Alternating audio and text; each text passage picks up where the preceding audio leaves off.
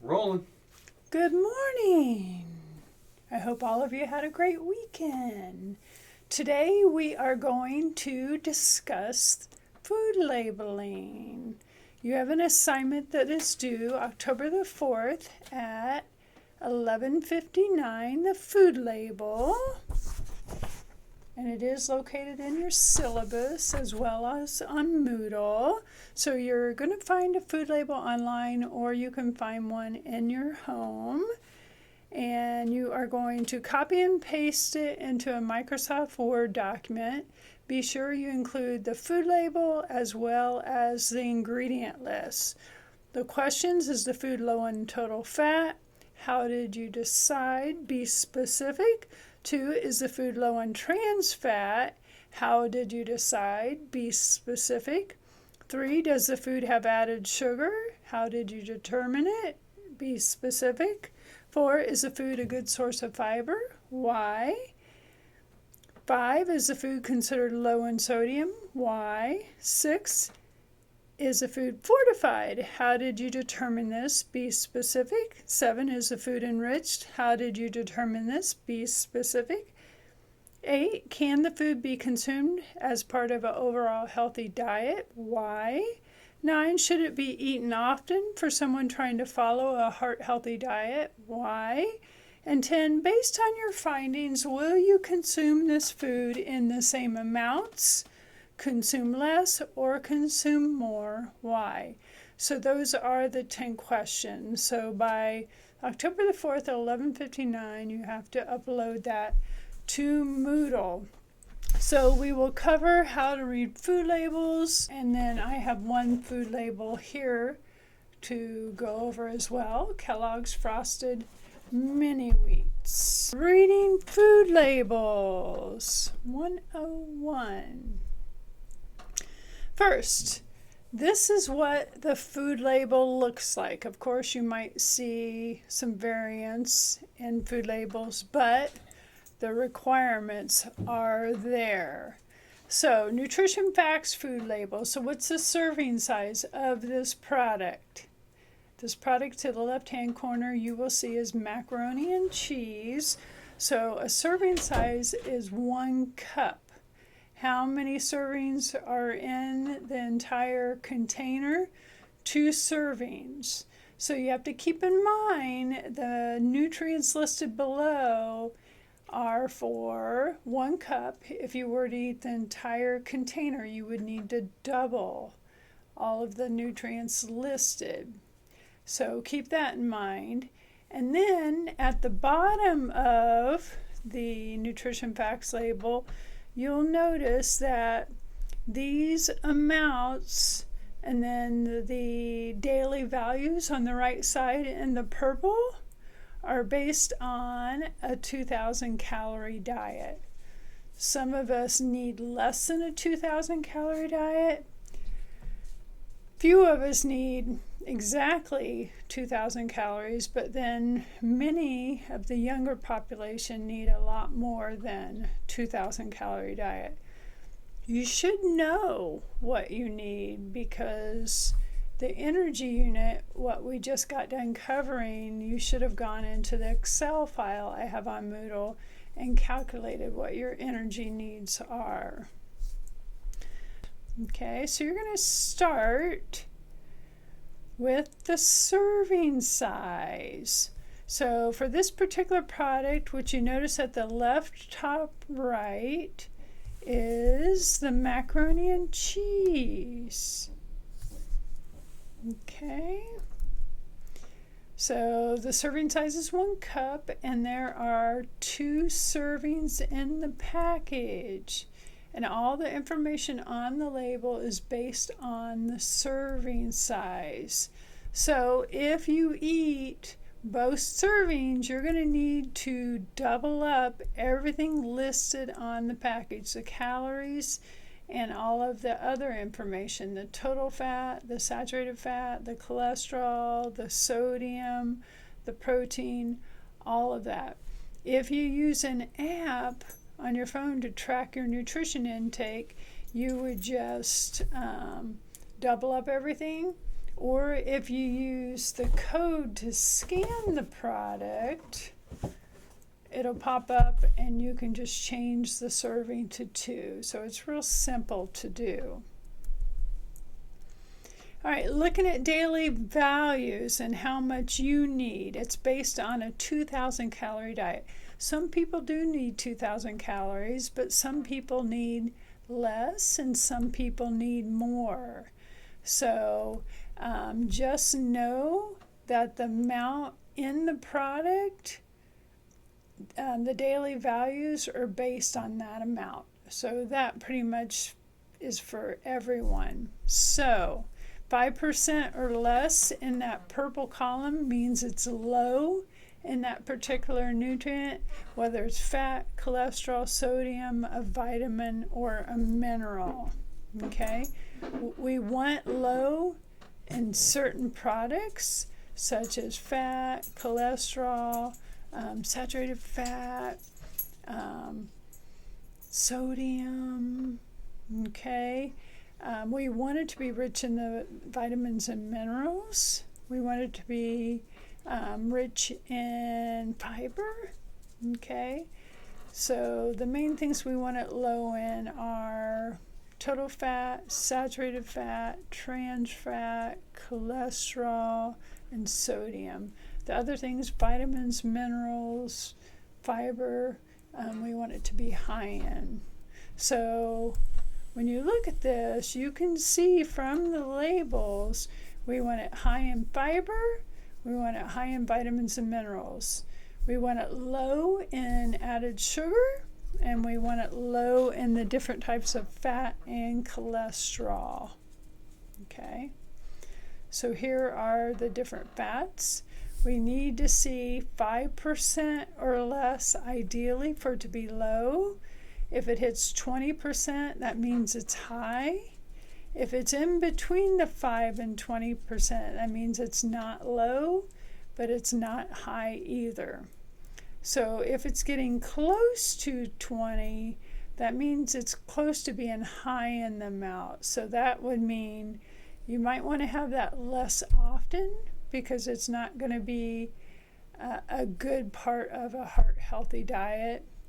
Okay, so 18 and 15 and 20, I wouldn't have those as often if you're trying to follow a healthy diet, a heart-healthy diet, or a diet with kidney disease. You don't want all that sodium. Okay. All right. So if you look at this, how many grams of fat are there in one serving? Okay, 12. And then you'll see these other types of fat that are underneath it, the saturated and the trans. So these 6 grams are included in that 12. Okay. Unfortunately, saturated fat and trans fat are the worst types of fat. So these other fat grams are the mono and the poly, which are healthier, but unfortunately these put it into the negative category. We want as little as possible of these. We want less than 7% from the saturated, and then trans we want as little as possible. These are the ones that increase our risk of heart disease and stroke, and then different types of cancer. And we'll talk more about these as we get to the fat unit. So if you were to eat the whole package, you would get twice the amount of these things. Okay. So what do we want to do? We want to choose lower fat foods. So how do you know if it's lower fat? You could do 2 things, one of 2 things, or both. We want a daily value of 5% or less. That would mean it's low in fat. Or 3 grams or less total fat. Okay? If it's 3 grams or less here, then these total would have to be 3 grams or less. The thing is, if you want heart healthy, we would want these to be mono and poly, not saturated and trans. So keep that in mind as well. Saturated and trans fat do not do wonders for our heart and our brain and our heart disease risk and our cancer risk. So mono and poly are the best of the fats. Okay, and we'll talk more about those later. Okay, so 5% or less, okay, 3 grams or less. And then mono and poly are the best. All right, saturated and trans are not healthy fats. So here you can see on the left, the packaged products, 3 grams of fat or less we want. Frozen dinners, 3 grams of fat or less per serving. And then meats or cheeses, 3 to 5 grams of fat or less per serving. Okay. I'm looking at saturated and trans. There we are. Like I just said, we want 7% or less for the saturated fat. And then the trans we want to steer away from completely as much as possible. A lot of your bakery products, you get trans fat. I've recently heard that a lot of your dine-in restaurants are using a lot more lard in cooking. That's that white solid substance, which is trans fat. So that's not good news. Okay, now carbohydrates. Carbohydrates, when you look at a food label, and you go to the ingredient list, you're going to see 3 different things potentially. Okay, when you look at the label, like this particular label that I have, the first ingredient is whole grain wheat. So if you see that whole, that means it's not processed. This is frosted mini wheats. Okay. No, I don't eat this. I actually have a gluten allergy. All right, not an option for me. Okay, so whole grain wheat. This is whole grain. All right, some of the carbohydrates, that first ingredient might be enriched. Might say enriched flour. If it says enriched, that's that word that tells you that it has been processed, and it's refined, it's been processed, and enriched means the nutrients that were lost from it have been added back, enriched. All right. If later on throughout the food label you see other nutrients added, okay, that means it's been fortified. So you might see parentheses and other vitamins or minerals added. So, okay, whole grain wheat. My second ingredient is sugar. So this has added sugar. Note, if you see anything on that label with OSC on it, or the word syrup, or molasses, or honey, fructose, high fructose corn syrup, so any syrups or OSCs, molasses, that means they've added sugar to the product. All right. But of interest, so this one has sugar, and then it says contains 2% or less of brown rice syrup. All right. Also has gelatin for freshness. Okay. And then vitamins and minerals that have been added, reduced iron and folic acid. Can anyone tell me why folic acid is added to this? Folic acid is added to all of your cereals because it was mandated by the government because of the high rates of spina bifida that were occurring. As a result of the government legislation, we have 700 less cases of spina bifida per year. And what happens is we don't have as many neural tube defects in newborn babies. This was occurring due to women's diets being inadequate in folic acid. So now we have a lot less birth defects. We still have some, but we have a heck of a lot less because of these government mandates. So that's pretty darn exciting. Okay. So with this product, as we go through, here is the food low in fat. How did you decide? So for my frosted mini wheats, the first question is, it has 1.5 grams of fat. The daily value is 2%. So it's less than 5% daily value. So I'd say yes, it is low in fat. How did I decide? The daily value is less than 5. So that's easy enough. 2, is the food low in trans fat? Trans fat is 0. How did you decide? The trans fat is 0. 3, does the food have added sugar? Yes, it has brown rice syrup, it has gelatin, and it has sugar. How did you decide? How did you determine this? I would write it has those 3 things. Okay. Could a vegan eat frosted mini wheats? It has whole grain wheat, sugar, contains 2% or less of the brown rice syrup, gelatin, BHT for freshness, and then it has reduced iron and folic acid. So could someone who is a strict vegan eat frosted mini wheats?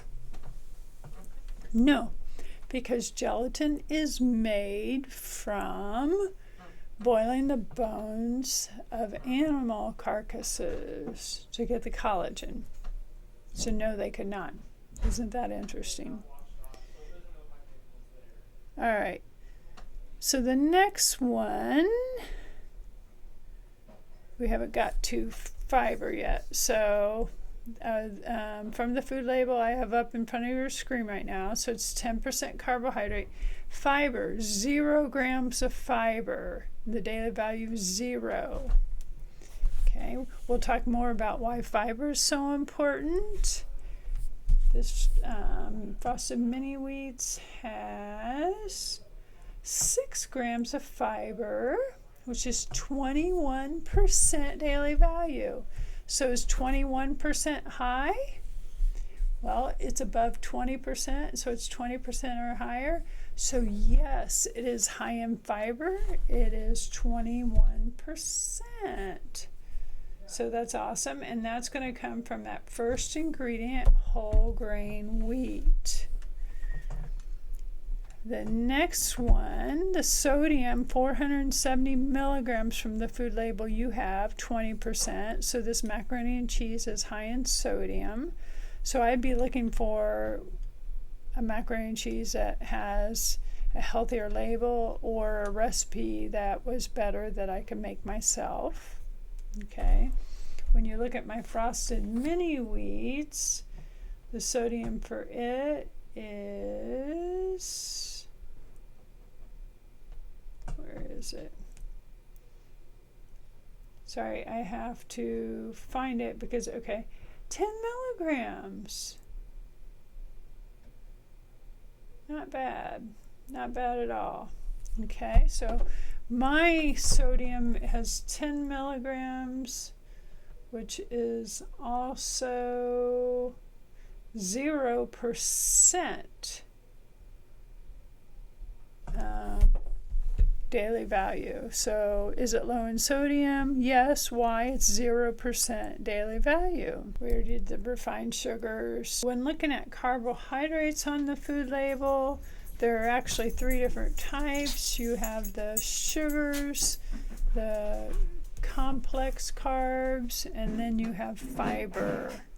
So we want the the complex, which are the whole grains, the fiber, and the best of the simple, which are your fruits, your low-fat dairy, and your milk, low-fat milk. You want to limit the refined sugars, which are your pies, cakes, cookies, and then sugar alcohols. Some of them provide calories.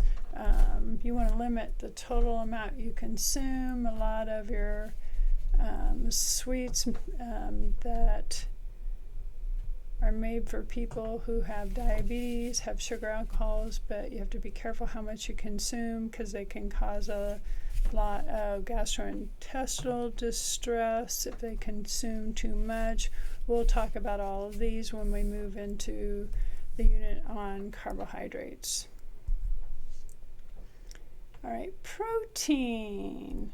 So there is no daily value on protein. Everyone's values vary based on age, gender, activity level, etc. We'll talk about protein needs when we move to the protein unit. With the protein, you have to be careful about how much meat you consume. Limit your red meat. Try to eat fish 2 to 3 times a week and choose lean cuts of meat.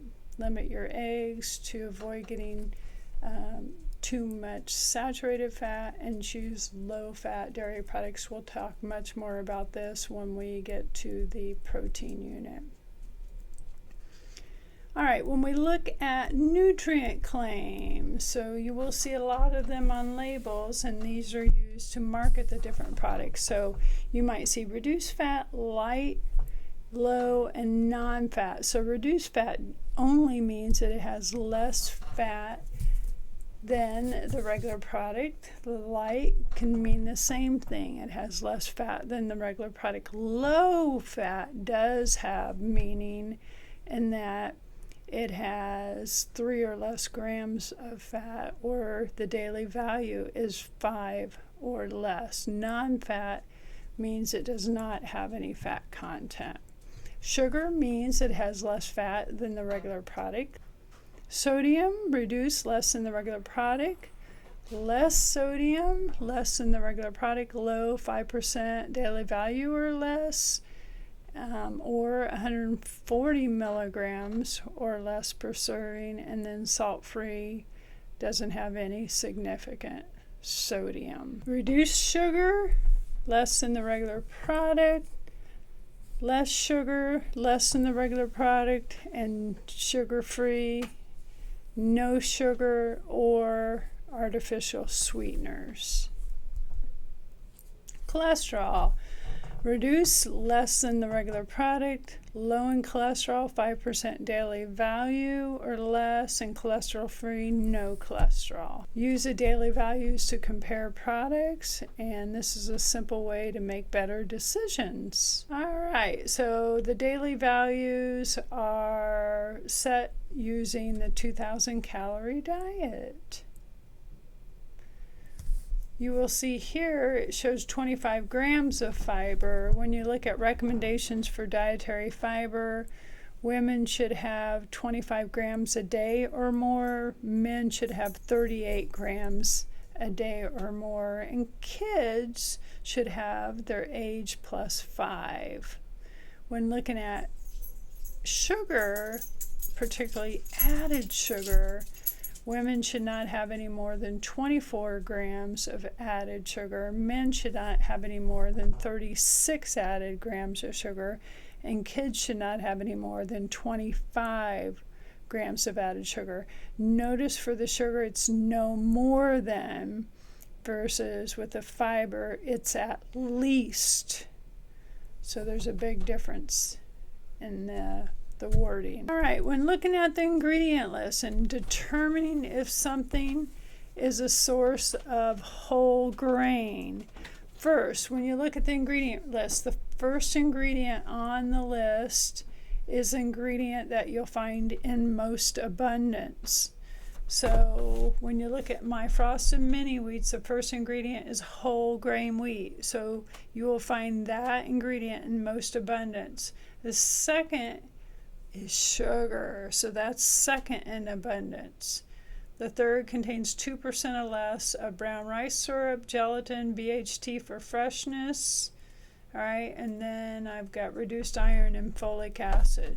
So the first ingredient is ingredient most abundance. They are listed in order of most abundant, from highest to lowest. All of these ingredients mean whole grain. So keep that in mind.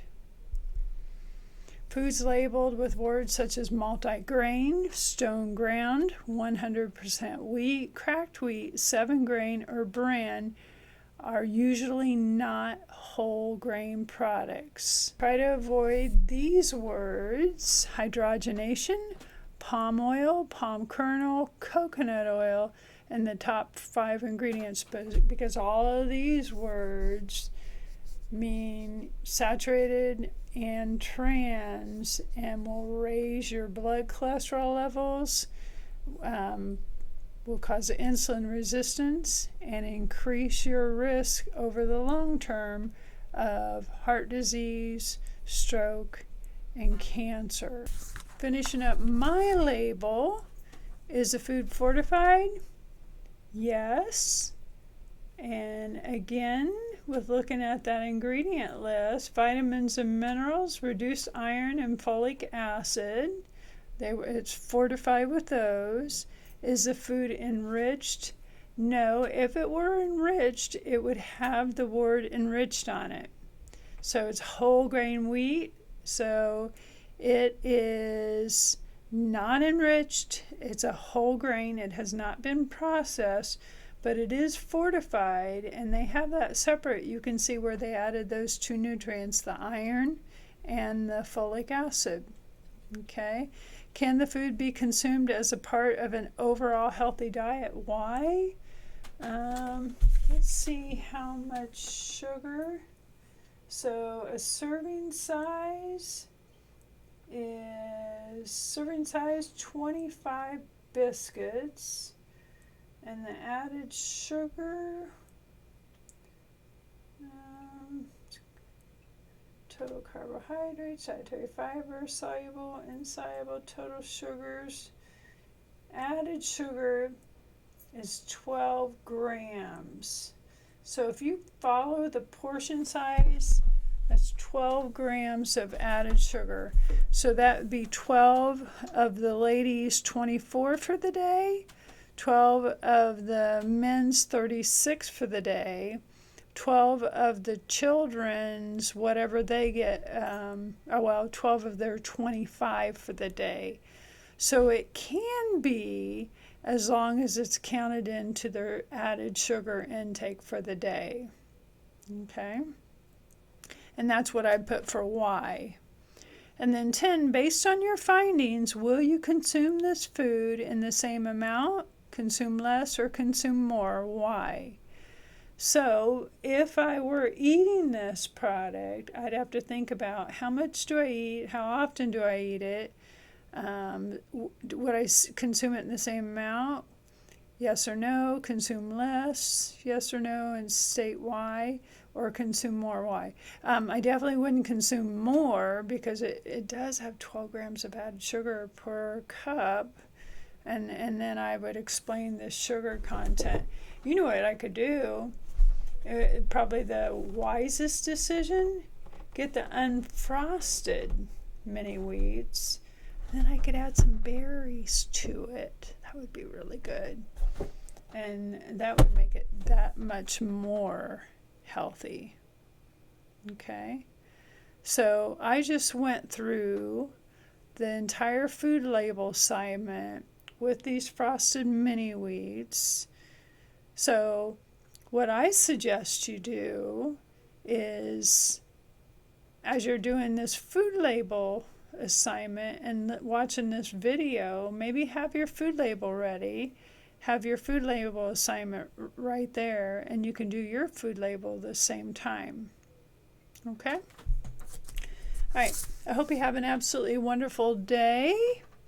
Next, you're going to be doing your Fad Diet presentation. So all of you should be coming to class on Zoom on Thursday, 8 a.m. Take care and have a wonderful day. Bye.